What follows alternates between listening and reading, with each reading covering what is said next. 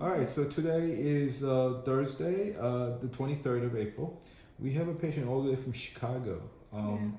You got here referred from your friends, right? Yes. So they live in the city. They live in city, and Yes. they told you to come here. Your main concern was that as you hit into your 40s, you felt that you were just getting a little bit older, and you're bothered by the fat bag right here, okay?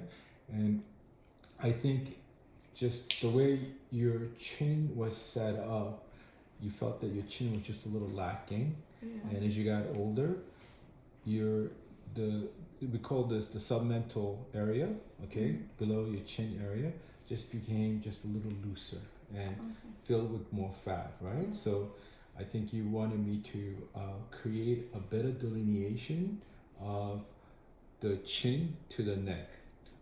So now let's go ahead and show her picture beforehand. So the issue is very, very common by the time we hit mid 30s to 40s. We begin to show fat. The fat always makes us look tired, fatigued, and she wanted to improve upon that area because she was just she works and she's always told that she is looking tired, and no one wants to hear that, right? So, and the other thing is that when we look at your neck, you're beginning to have just more of a poor delineation of your jawline. Your chin was a little bit weak. You did have a nose surgery in the past. The nose surgery actually brings out the nasal area a little forward, which in proportion makes the chin appear more retruded. So we talked about that.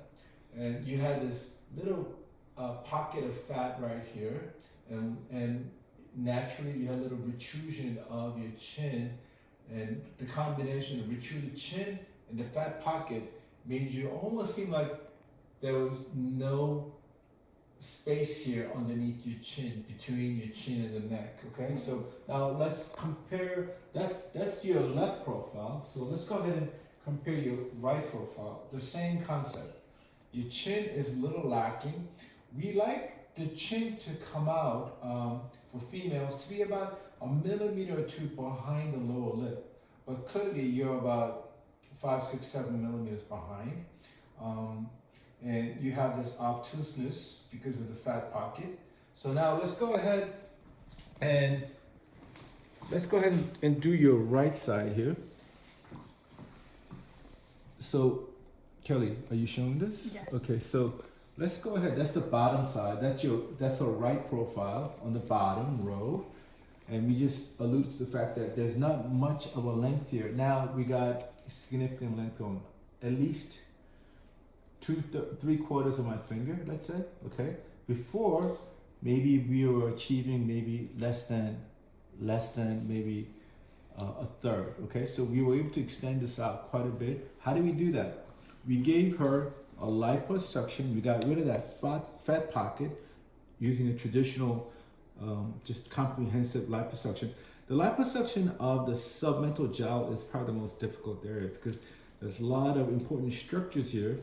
And everybody comes in with different dimension compared to like the abdomen or the thigh, which is a bit more rotund and round. Here, there's a lot of different architecture. So everyone comes in with different type of anatomy, and each one's a challenge, and we really need to bespoke and approach it individually. But we got rid of that fat pocket.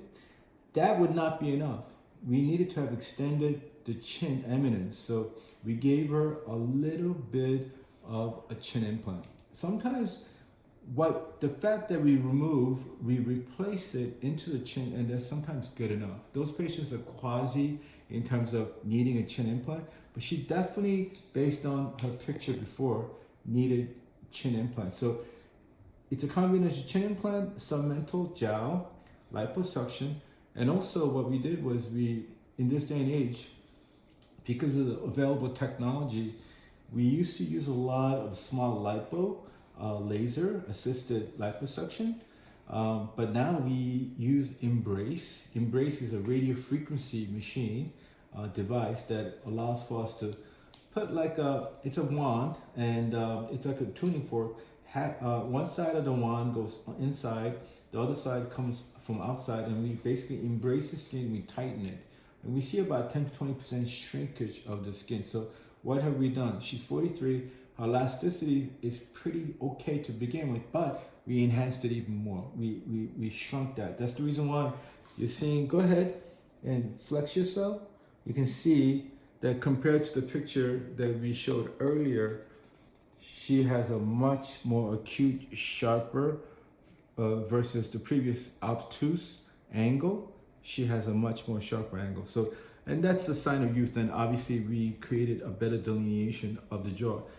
Keep in mind, we just did the surgery. So she has some swelling, but as you can see, a meticulous surgery from the get-go should not create too much bruising, okay? And the embrace definitely helps in terms of hemostasis. Embrace definitely helps, in my opinion, in terms of minimizing any bruising and swelling, okay? So you're seeing all that. Now let's go to the other side. So it will be, let's quickly show the audience the right side. Once again, very poor delineation of the jawline, very obtuse angle here. And let's show what we achieved. Equally as good, okay? I say a little more than 3/4 of my finger, okay? Before I think she maybe had half of that, not even, okay? So significantly more delineated submental jowl area, a better delineation of the jawline, and her chin looks very natural. We don't overdo our chin.